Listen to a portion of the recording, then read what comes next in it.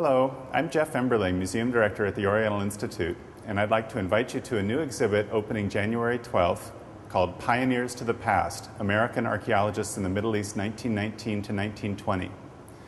The exhibit follows the Institute's founder, James Henry Breasted, on a great adventure that was the founding expedition of the Oriental Institute. Breasted himself was a remarkable scholar. He was the first American to receive a PhD in Egyptology, but his scholarship was much broader than that, encompassing the languages, cultures, and history of all the civilizations of the ancient Near East, which he encompassed in the term the Fertile Crescent. He also increased public interest in ancient history by his remarkable popular publications. His goal was to show that civilizations in the ancient Middle East contributed to the rise of civilization in the West, and this view is enshrined in a sculpture over the entrance of the Oriental Institute today. In this exhibition, you will learn more about Breasted, see some of the artifacts he brought back from Egypt, and also learn about the perilous journey at a time right after the First World War. Our exhibit includes letters from Breasted, parts of which we will share with you now. I will provide information as well about how we can understand Breasted's contributions from our own vantage point 90 years after he took this important journey. Breasted's journey was financed by John D. Rockefeller, Jr., whose family was fond of Breasted's books. One of Breasted's goals was to purchase artifacts to bring back to Chicago for the Oriental Institute's museum. Breasted was excited about what he found, and many of his purchases are now on exhibit in our Egyptian gallery, where you will find them clearly marked when you visit the exhibition. Others are part of our special exhibit. One of the pieces in our exhibition is part of a wonderfully preserved Book of the Dead, a papyrus originally 35 feet long. The Book of the Dead was commonly put in tombs and contains a description of the afterlife, as well as spells and instructions meant to help the deceased on the journey to the hereafter. In his letters, Breasted describes how he felt when he looked at the papyrus as a dealer rolled it out very carefully. I could hardly believe my eyes, for I saw something which I have never seen in all my years in Egypt.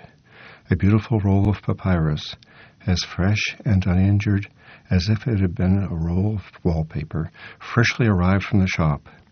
An exquisitely written hieroglyphic copy of the Book of the Dead, with wonderfully wrought vignettes. The finest Book of the Dead which has left Egypt for many years. On his journey, Breasted met many of the important figures in the Middle East at the time, including Edmund Allenby, who was the British High Commissioner for Egypt. Allenby arranged for a flight Breasted took to survey the area around the pyramids. Breasted was among the first archaeologists to use an airplane to study archaeological remains. He took photographs of the experience that we have included in our exhibition. Again, Breasted shares the excitement in his letters. The full splendor of it all broke upon me, and it was thrilling beyond all words to express. 5,000 feet below spread the green carpet of the delta, with a misty wilderness of the desert stretching 100 miles on east and west.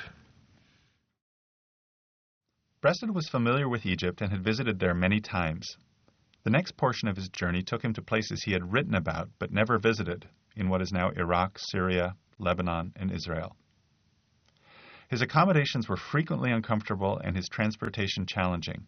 He traveled sometimes by boat, by rail, by car, and in horse-drawn wagons. He arrived by ship at Basra, the main port of modern-day Iraq, which was the base for British operations during the recent Iraq War.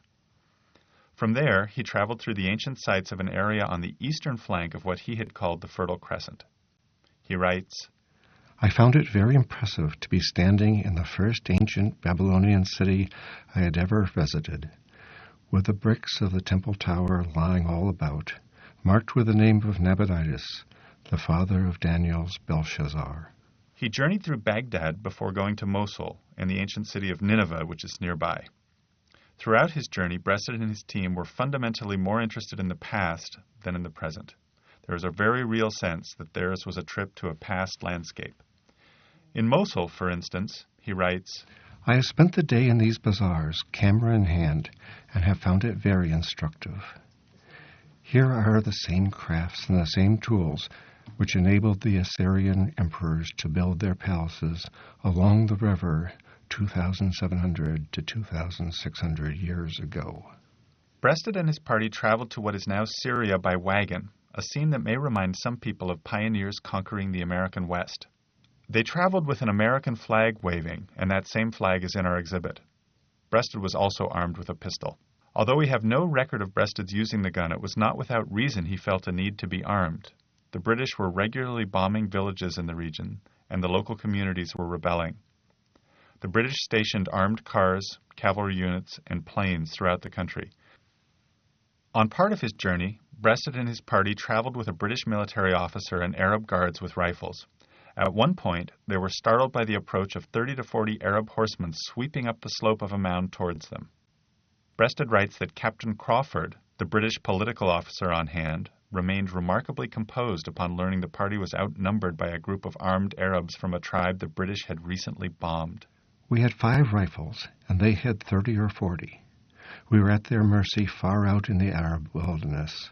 4 sheikhs dismounted from their horses, left them in line, and came forward toward us.